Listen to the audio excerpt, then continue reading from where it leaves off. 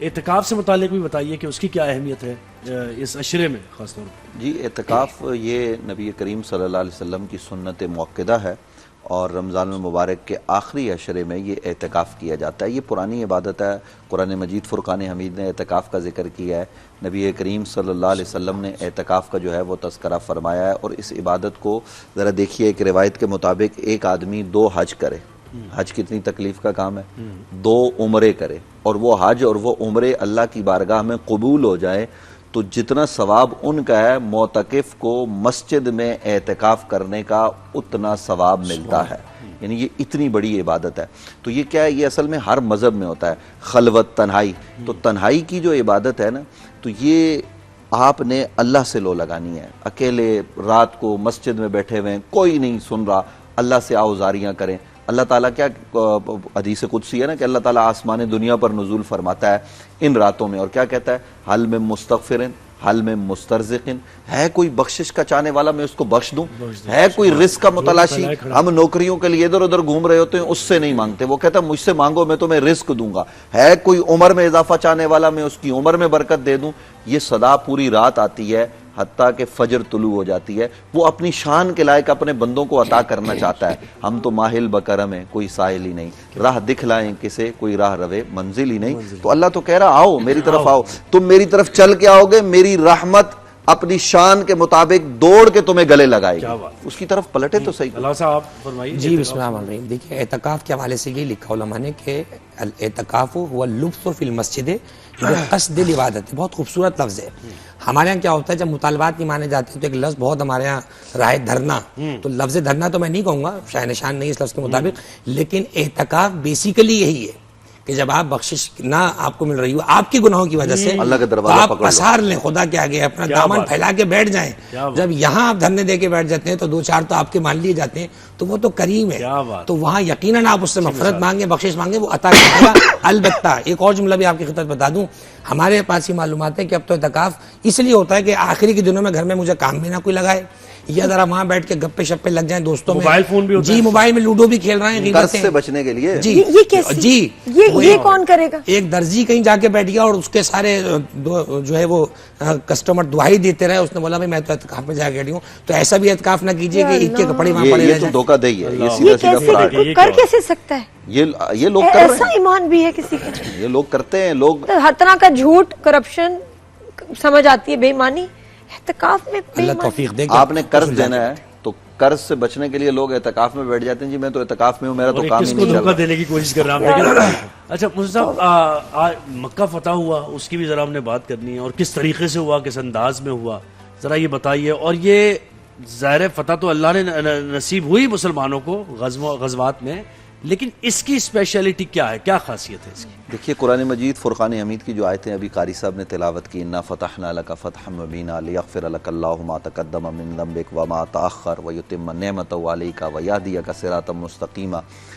یہ جو آیات ہیں نا، یہ حدیبیہ کے موقع پر نازل ہوئی ہیں۔ نبی علیہ السلام نے جو صلح کی کہ ہم نے آپ کو کھلی فتح عطا کر، لیغفر لک اللہ ما تقدم من ذنبک وما تاخر، لام تعلیل کا، ہم نے آپ کے صدقے آپ کے اگلے پچھلوں کو معاف کر دیا ہے۔ یا نبی علیہ السلام کی بات نہیں ہو رہی، لیغفر لک اللہ ما تقدم من ذنبک، یہ لام اس کے حوالے سے جو ہے نا وہ کافی بحث ہے۔ تو آپ کے صدقے آپ کے اگلے پچھلوں کو ہم نے معاف کر دیا ہے۔ اور پھر کیا ہوا، یہ جب نبی کریم صلی اللہ علیہ وسلم نے یہ صلح کر لی تو صحابہ کرام نے اعتراض بھی کیا، لیکن نبی علیہ السلام نے جواب دیا۔ اس کے بعد یہ سلسلہ جاری رہا، تیاریاں ہوتی رہی، یہاں تک کہ نبی علیہ السلام نے 10,000 کا لشکر تیار کیا۔ چونکہ معاہدے ہو چکے تھے تو جو مسلمانوں کا حلیف تھا تو وہ اس کے ساتھ مسلمان کھڑے تھے، جو کافروں کا ساتھ تھا تو مسلمانوں کے حلیف قبیلے پر حملہ کر دیا گیا۔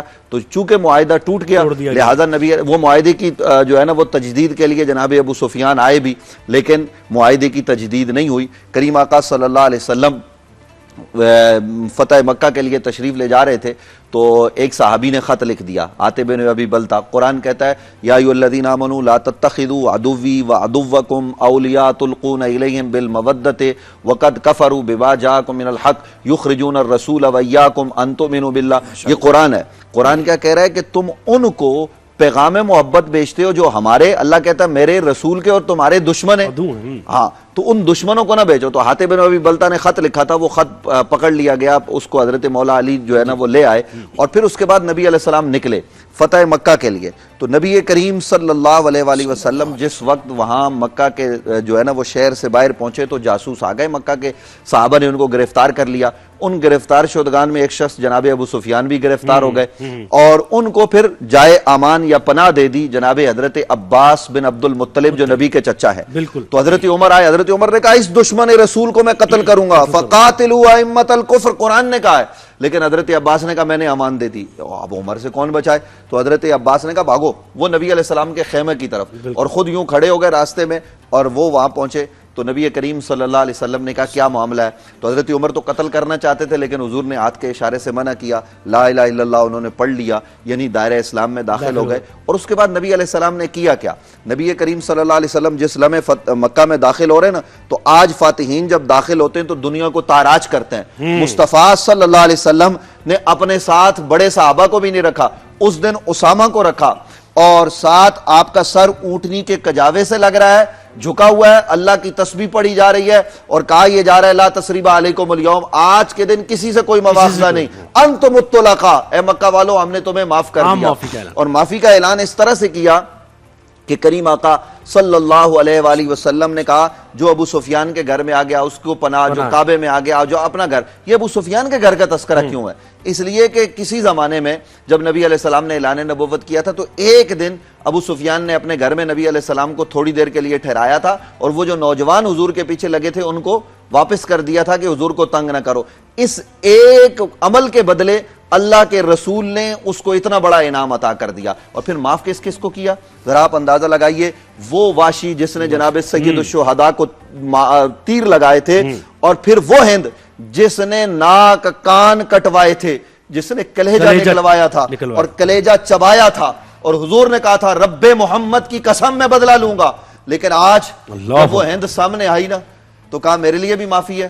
حضور نے کہا تمہیں بھی معاف کر دیا, لیکن آئندہ میرے سامنے نہ, غلام کو چچا کے زخم مجھے یاد آتے ہیں. لیکن حضور علیہ السلام نے سب کو معاف کر دیا, لیکن یہاں بات پوری نہیں ہوئی, سب کو معاف کیا لیکن ایک کو معاف نہیں کیا. بخاری کہتی ہے, بخاری کے اندر روایت موجود ہے, کئی مقامات پر ہے, ابن خطل جو نبی علیہ السلام کا بے ادب اور گستاخ تھا. اسلامی جمہوریہ پاکستان جو ہماری ریاست ہے, یہ 15 تاریخ کو مارچ کی وہ یوم ناموس رسالت کے طور پر منا رہی ہے, اور انہوں نے میڈیا کو اور سب کو لکھا ہے کہ اس دن ناموس رسالت کا دن منایا جائے تاکہ لوگوں کو اس حوالے سے آگاہی دی جائے.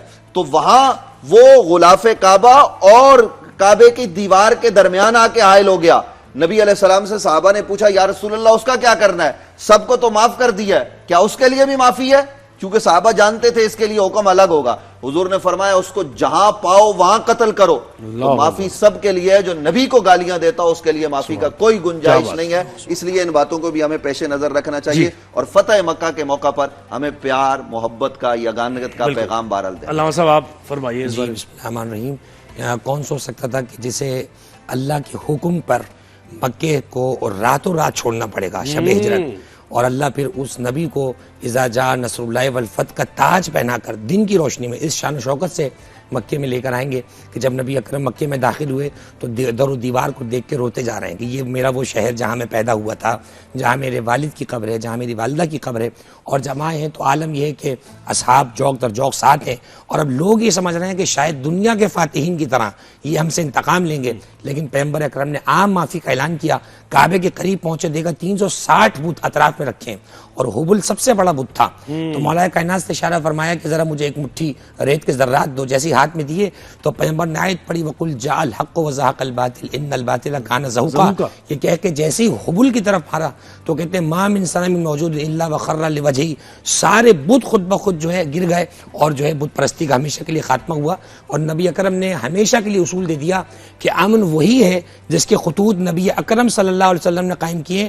نبی اکرم کی تعلیمات کو ہٹا کے نہ امن ہے, نہ ادب ہے, نہ اخلاق ہے, نہ سیرت ہے. ماشاءاللہ, سبحان اللہ, کیا بیان کیا آپ نے. بہت شکریہ علامہ صاحب, آپ نے وقت دیا, آپ نے وقت دیا.